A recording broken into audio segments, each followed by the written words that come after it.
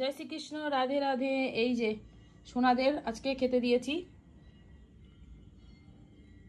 দেখো ভোগ দর্শন করে নাও।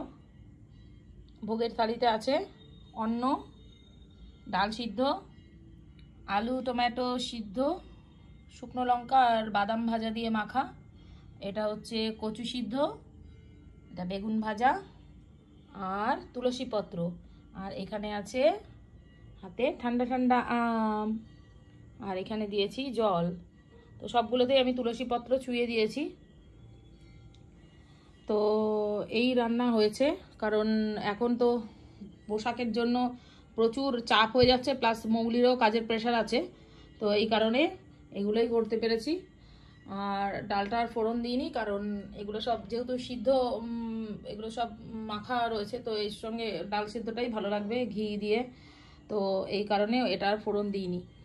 যাই হোক, এই হচ্ছে ওদের খাবার, ওদেরকে ভোগ লাগানো হয়েছে এটা দিয়ে।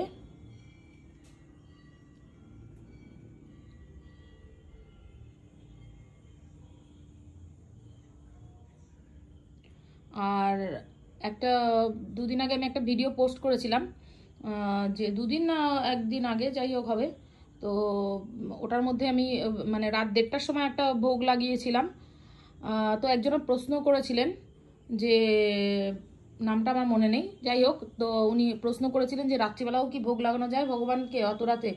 অ্যাকচুয়ালি সেদিন আমরা বাড়িতে ছিলাম না, তোমরা সবাই এতক্ষণে দেখে নিয়েছো যে আমরা কলকাতায় গেছিলাম, জি বাংলার রন্ধনে বন্ধন প্রোগ্রামে আমাদের ইনভাইট করা হয়েছিল, তো সেখানে আমরা গেছিলাম।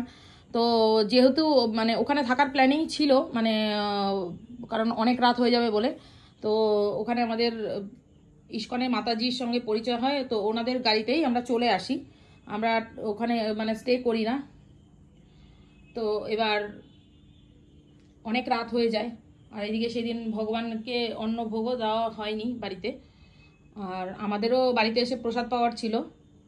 আমরা যেহেতু টোটালি প্রসাদ ভোজি, তো যেখানে সেখানে তো আমরা রাস্তায় যেখানে সেখানে আমরা তো যে কোনো খাবার খাই না, তো এই জন্য বাড়িতে এসে আমি রান্না করে ভগবানকে ভোগ লাগিয়ে তারপরে আমরা প্রসাদ পেয়েছি। আর যেহেতু আমরা বাড়িতে ছিলাম না, সোনারাও আমাদের জন্য ওয়েট করছিল অত রাত অবধি, তো বাড়িতে এসে স্নান টান করে একটু লেট হয়েছে, 12টা 12:30 1টা নাগাদ ঢুকেছিলাম মনে হয়। তো এবার এসে স্নান টান করে ফ্রেশ হয়ে তারপরে রান্না করে ওদেরকে ভোগ লাগাতে লাগাতে প্রায় 1:30টা বেজে গেছিলো। তো এবার ভগবানকে ভোগ রাত 1:30টার সময় নর্মাল বাড়িতে থাকলে আমরা লাগাই না, আগেই লাগিয়ে দিই,